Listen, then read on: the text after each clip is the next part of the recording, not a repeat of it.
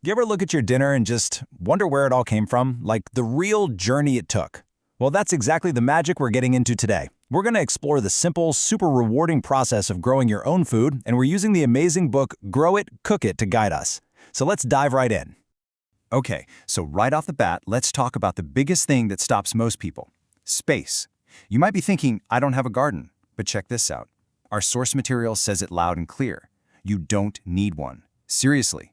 The plants in this book, they can all be grown in pots. A pot on a balcony, a windowsill, that's it. That's all you need. This idea alone just blows the doors wide open for pretty much everyone, no matter where you live. And this image just captures the whole thing perfectly, doesn't it? The beautiful cycle we're talking about. You start with just a little bit of soil and you end with this incredible, fresh meal that you made from scratch. I'm telling you, there's just a special kind of pride in that whole journey, from the plot to your plate. So let's jump right into that idea. Our first section is all about, well, gardening without a garden. This is where we figure out that you absolutely do not need a traditional plot of land. Nope. It's all about getting creative, being a little resourceful, and just seeing your space in a whole new light. And this is where the fun really begins. The whole idea of what a pot is, yeah, we're throwing that out the window. We're talking about reusing stuff you already have around the house, turning what might have been trash into a brand new home for a plant. You know, those little yogurt cups and egg cartons, perfect for starting seeds. And when your plants get bigger, how about an old laundry basket or even a pair of old boots? I mean, seriously, how cool is that? It's all about seeing the potential in everything. All right, so you've got your super creative container. Now for the real magic. Our next section is The Secret Life of Seeds. And believe me, this is way more than just adding some dirt and water. There is some incredible, mind-blowing science packed inside that tiny little shell. This whole process is called germination. And a really great way to think about a seed is that it's like a tiny packed lunchbox. It has this tough outer coat protecting a little plant embryo inside, and it's got all the food it needs to get going. So when you give it some water, air, and a little warmth, boom, it wakes up. First, you'll see these things called seed leaves, but then you get the true leaves. And that right there, that's the plant's very first step toward making it on its own. And once those true leaves show up, the plant basically graduates. It doesn't need that packed lunch from its seed anymore because now it has a superpower: photosynthesis. It's this amazing process where it takes sunlight, water, and carbon dioxide from the air to create its own food, its own energy. It's officially become a self-sufficient little green food-making machine. And this is where you come in. It's a really crucial point. This little seedling is now counting on you. Your job is to give it that steady care, the right amount of sun, the right amount of water, so it can grow up strong and healthy. You're basically getting it ready for the next incredible phase of its life. Okay, let's move on. Our third section is called From Flower to Fruit. So your little plant is getting bigger and stronger every single day. But how does it go from just being a bunch of green leaves to making the actual food we want to eat? What's the secret? Well, it all has to do with the flowers. I mean, it's a great question, right? How does a flower become a tomato?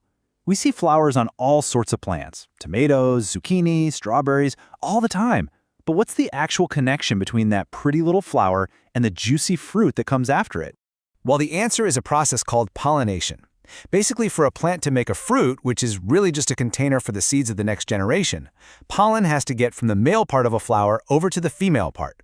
If that supercritical step doesn't happen, you're just not going to get any fruit. Simple as that. So, who are the star players in this whole operation? Well, a lot of the time, it's insects, especially our friends, the bees. And they're not just doing it out of the goodness of their hearts, It's this perfect partnership. The bees are buzzing around looking for sweet nectar to eat, and while they're doing that, they get covered in pollen.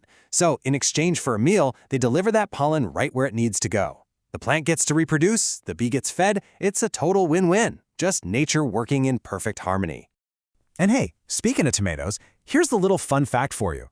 When tomatoes first got to Europe from South America back in the 1500s, a lot of people were actually terrified of them. No, seriously. They thought they were poisonous because they're related to the deadly nightshade plant. They literally had to hold public demonstrations to show people, hey, look, you can eat these and you won't die. Can you even imagine Italian food without tomatoes now? It's crazy to think about. And that brings us to our final and maybe the most rewarding part of all, the journey to your plate. All that care, all that watering, all that waiting, it is all about to pay off. It's time to connect the garden to the kitchen. This, right here, this is the moment.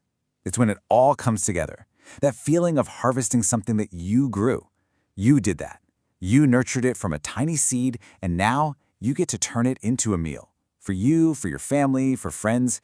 It's a connection to your food that's just, honestly, it's hard to even put into words. And I mean, just look at the kind of things you can make. You can go from a few little plants in a pot to creating something this special.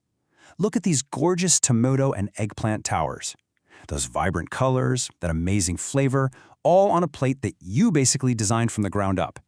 This deliciousness is what all that patience was for. Or hey, maybe you've got a bit of a sweet tooth. Imagine baking these cute little mini pumpkin pies with a pumpkin that you grew yourself. The flavor of something you've taken care of from the very beginning, it's richer, it's sweeter. It is absolutely nothing like what you can buy at the store. Or, you could just keep it super simple, fresh, and unbelievably healthy. Think about a rainbow salad made with lettuce, carrots, and beets that came straight from your own pots. It's not just going to taste good, it's going to be so vibrant and just bursting with life. So there you have it. From a recycled yogurt cup all the way to a delicious meal on your table. The path is way simpler and more accessible than you probably thought. We've seen the whole journey, from that little plot or pot to your plate, and it's all right there waiting for you. So the only real question left is, what are you going to grow first?